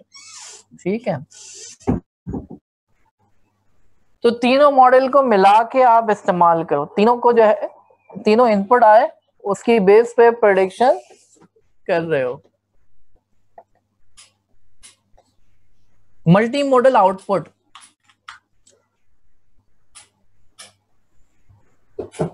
अब ऐसा भी हो सकता है कि आपके आउटपुट मल्टीपल हो। फॉर एग्जाम्पल, आप जो है टेक्स्ट की बेस पे एक शॉर्ट स्टोरी है, उसकी बेस पे आप प्रेडिक्शन करना चाह रहे हो कि ये स्टोरी किस टाइप की है, स्टोरी किस टाइप की है, रोमांटिक स्टोरी है, थ्रिलर है, या सस्पेंस है, या फिक्शन है, क्या है। और साथ साथ आप ये भी प्रेडिक्शन करना चाह रहे हो कि ये लिखा कब गया, किस जमाने में लिखा गया, किस तारीख पे लिखा गया। ठीक है, तो आप इसके लिए ये कर सकते हो, दो अलग अलग मॉडल को ट्रेन करो, ये भी कर सकते हो। लेकिन बेहतर तरीका तो अगेन वही है कि जो ये स्टैटिस्टिकली इंडिपेंडेंट तो नहीं है, ये आपस में लिंक है इनके बीच में। तो एक बेहतर मॉडल होगा जो ज्वाइंटली प्रेडिक्शन कर रहा हो, डेट और जेनरे को एक साथ प्रेडिक्ट किया जा रहा हो। तो यहाँ पे दो आउटपुट्स निकल रहे हो। ठीक है, so due to correlation between genre and date, इन दोनों के बीच में कोरिलेशन है। अगर आपको डेट पता चल जाए तो आप उसकी जेनरे बता सकते हैं कि ये मॉडल, ये नॉवेल जो है ये कब का है, किस टाइप का नॉवेल है। नॉवेल की टाइप की बेस पे डेट की प्रेडिक्शन हो सकती है। तो ये मिलके ज्यादा अच्छा काम करेंगे। अगर अलग अलग चलाओगे तो इतना अच्छा काम नहीं करेंगे। ठीक है,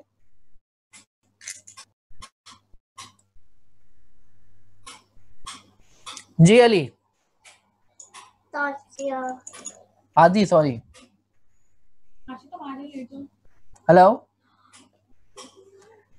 क्वेश्चन है कोई? नहीं, क्वेश्चन करना चाह रहे हो आदि?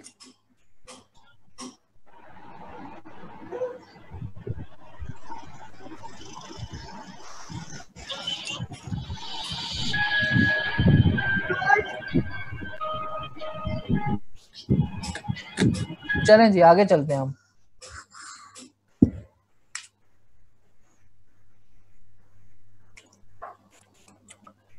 तो यहां पर एक इनपुट है, उसकी बेस पे दो आउटपुट निकल रहे हैं, डेट और टाइप। कैटेगोरिकल डेटा भी है और डेट का डेटा भी है। ठीक है, तो यहाँ पे आपको जेनरिक, यहाँ पे दो प्रॉब्लम सॉल्व करनी है आपने, क्लासिफिकेशन की भी और रिग्रेशन की भी।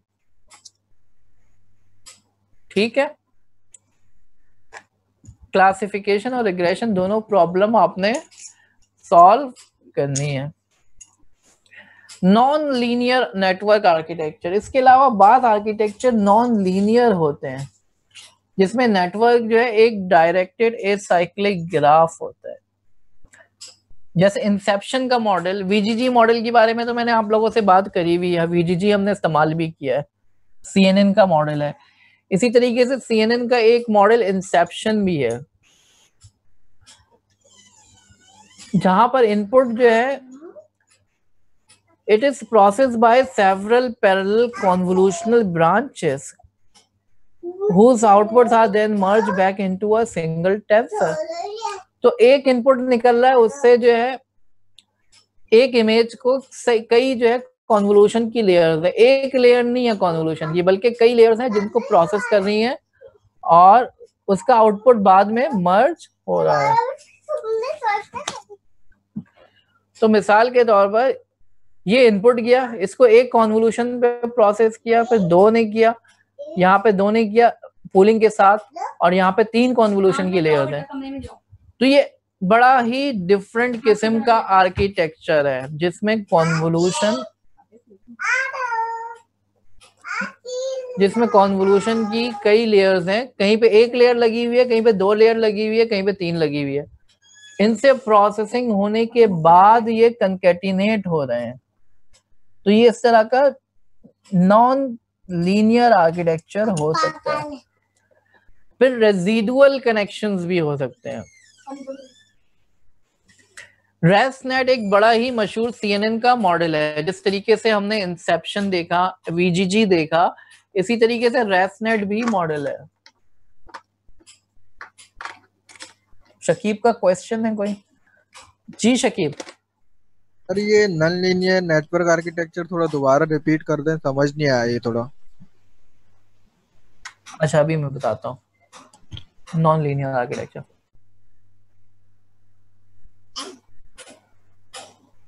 देखो शकीब, बहुत सिंपल सी चीज है। ये आर्किटेक्चर देखिए आप, ये आर्किटेक्चर जो आपको नजर आ रहा है, इसके अंदर एक इनपुट आ रहा है जो चार पैरेलल स्ट्रीम्स हैं उनमें जा रहा है। चार पैरेलल कॉन्वोल्यूशन लेयर की एक सीक्वेंस है, उसमें जा रहा है। पहली में जो है कॉन्फ 2D आ रहा है 1 by 1 का, और स्ट्राइड कितना रखा हुआ है? 2 रखा हुआ है। दूसरी में जा रहा है कॉन्वोल्यूशनल लेयर है 3 by 3 की। पैरेलल में प्रोसेसिंग हो रही है। नॉर्मली क्या होता है, एक सीक्वेंस में हो रहते हैं ना, यहाँ पे ये पैरेलल में जा रहे हैं और प्रोसेस होने के बाद जुड़ रहे हैं आपस में। तो ये बड़ा ही अजीबो गरीब किस्म का आर्किटेक्चर है, बहुत ही डिफरेंट है। नॉर्मली अभी तक हमने जितने आर्किटेक्चर देखे थे जो कि एक सीक्वेंस में जा रहे होते थे, लेकिन यहाँ पे एक सीक्वेंस में नहीं जा रहे हैं बल्कि डिफरेंट सीक्वेंस में जा रहे हैं।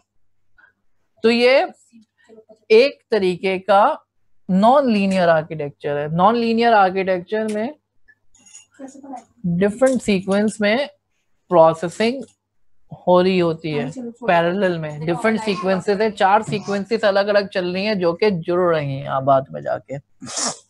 तो नेटवर्क टोपोलॉजी जो है वो आर्बिट्ररी हो सकती है। अच्छा, इससे फायदा हासिल होता है, अच्छा इससे बहुत ज्यादा फायदा हासिल होता है। जब इसको चला के देखा गया, इससे परफॉर्मेंस पे फर्क पड़ा, इस वजह से ये नॉन लीनियर आर्किटेक्चर बने। तो जब आप लोग भी रिसर्च करोगे इंशाल्लाह, तो आप भी इसी तरह के आर्किटेक्चर बना के, ये तो इनोवेशन है ना, कि इस तरीके से करके देखते हैं, फिर इस तरीके से करके देखते हैं क्या फर्क पड़ता है। स्ट्राइड क्या होता है बेटा? कॉन्वोल्यूशन में एक चीज होती है स्ट्राइड, कि आपने जो है इमेज को प्रोसेस कर रहे हो, कॉन्वोल्यूशन चला रहे हो, तो कॉन्वोल्यूशन में एक बार कॉन्वोल्यूशन के बाद कितना आगे बढ़ाना है विंडो को, कॉन्वोल्यूशन की विंडो को कितना राइट पे लेके जाना है, ये स्ट्राइड कहलाता है। कॉन्वोल्यूशन का चैप्टर रिवाइज करें, आप लोगों को याद आ जाएगा, ठीक है। रेजिडुअल कनेक्शन एक और ट्रेंड है कि रेजिडुअल कनेक्शन को ऐड कर दिया जाए।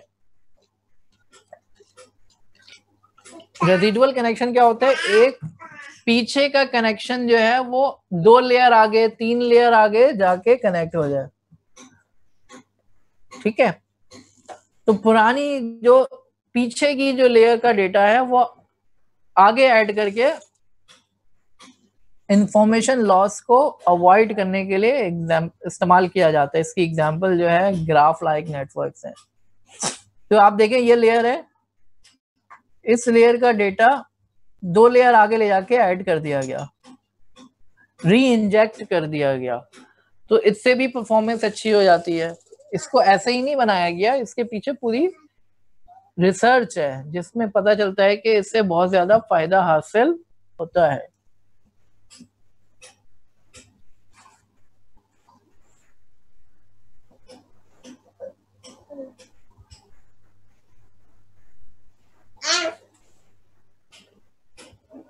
जब हम कीरास की सीक्वेंशियल एपीआई को, जो अभी तक हम इस्तेमाल कर रहे थे, उसको इस्तेमाल करते हैं, तो हमने नोट किया कि हम ये काम नहीं कर सकते। Multiple input multiple output graph like models हम नहीं बना सकते। तो हमें क्या करना पड़ेगा? सीक्वेंशियल के अलावा फंक्शनल यूज करना पड़ेगा। सीक्वेंशियल को छोड़ के फंक्शनल पे आना पड़ेगा। आरएनएन रेजिडुअल कनेक्शन नहीं है, आरएनएन थोड़ी सी डिफरेंट चीज है। वहां पे एक लेयर से दूसरी लेयर पे नहीं जाता, बल्कि एक टाइम से दूसरे टाइम पे एक ही लेयर होती है, लेयर एक ही होती है, टाइम स्टेप पे, डिफरेंट टाइम स्टेप पे वो री इंजेक्ट हो रही होती है, ठीक है।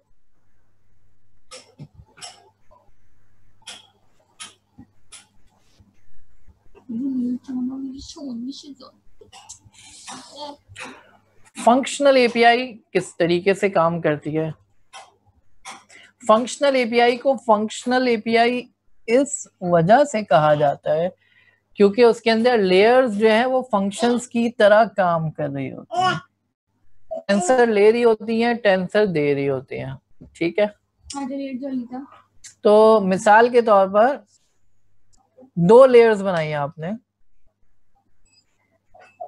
एक इनपुट टेंसर की लेयर बनाई और एक डेंस की लेयर बनाई, 2 अलग अलग लेयर बनाई। एक का नाम इनपुट टेंसर रखा, एक का नाम डेंस रखा।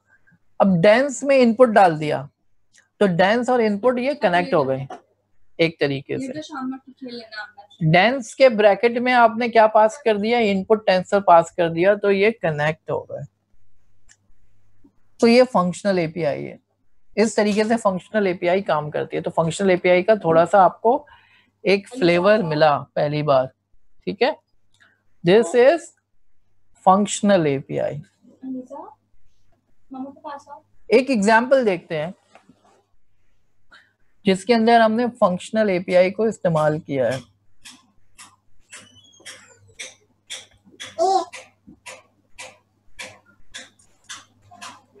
ये इस लाइन से ऊपर जो है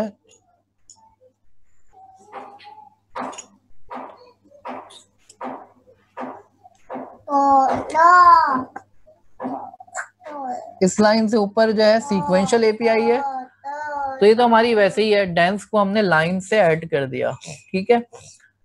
यहाँ पे हमने क्या किया, इनपुट लेयर बनाई, डेंस बनाई और 2 डेंस बनाई है, एक और डेंस बनाई, ठीक है। तो पहली वाली डेंस के ब्रैकेट में हमने क्या पास कर दिया, साथ साथ हमने जो है ब्रैकेट में इनपुट लेयर पास कर दी, और दूसरी वाली डेंस में पहली वाली डेंस पास कर दी। ये वाली डेंस उठ के यहाँ पे आ गई, ठीक है।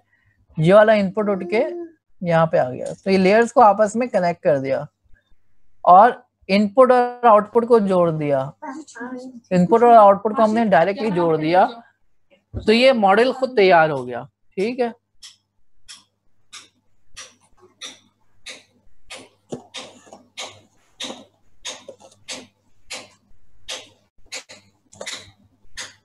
तो फंक्शनल एपीआई किस तरीके से काम करती है?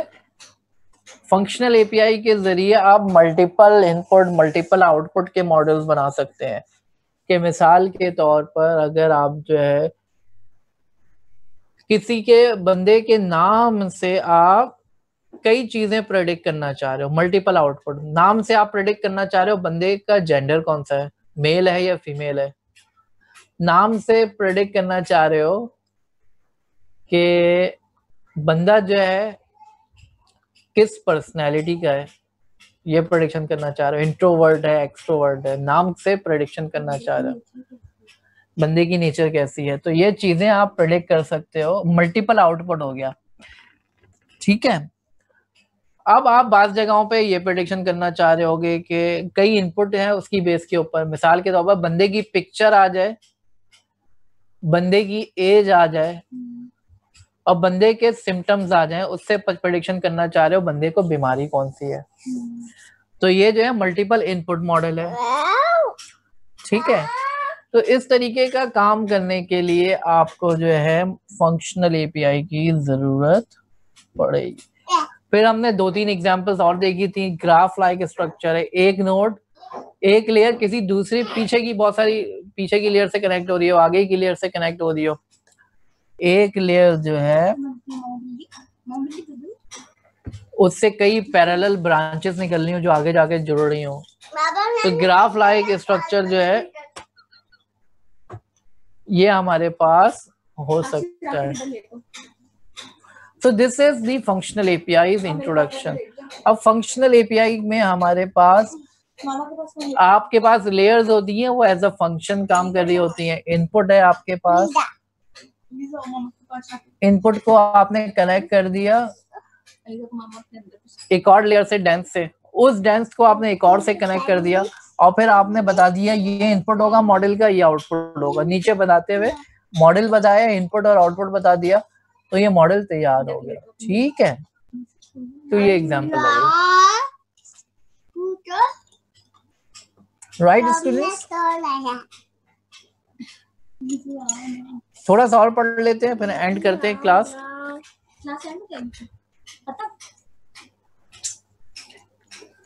जी शकीब, क्वेश्चन है आपका। जी शकीब। सर अगर हम इस फंक्शनल एपीआई को अपने मतलब सिंपल मॉडल में यूज करें जिसमें मतलब एक ही तरह का इनपुट हो, तो ये परफॉर्मेंस ज्यादा अच्छी करेगा। परफॉर्मेंस वाइज तो कोई खास फर्क नहीं पड़ेगा। आप फंक्शनल एपीआई में बहुत सारे फीचर्स ऐसे होते हैं, फ्लेक्सिबिलिटी होती है बस ये है, लेकिन परफॉर्मेंस वाइज तो नहीं है कुछ इस तरीके का, कोई खास फर्क नहीं पड़ेगा। ठीक है। हाँ ठीक है, यहाँ रख दो, कोई नहीं लेकर ड्रॉर में डाल के। अच्छा ठीक है, ड्रॉर में डाल के आ जाओ। पीसी वर्ल्ड मैंने रिपीट तो किया अभी फंक्शनल एपीआई यार, इतनी डिटेल में बताया मैंने दोबारा। वहाँ ड्रॉर में डाल के आ जाओ, सॉरी आके लेट जाओ, अभी उठा दूंगी मैं 1 घंटे में। आ जाओ तुम आओ। चले यहाँ पे हम क्लास एंड करते हैं, ठीक है। फिर जो है इंशाल्लाह देखें नेक्स्ट वीक क्लास होगी या नहीं होगी, आई डोंट नो। यहाँ पे हम क्लास ऑफ करते हैं, ठीक है जनाब। ओके जी, thank you very much. Okay, Allah हाफिज़।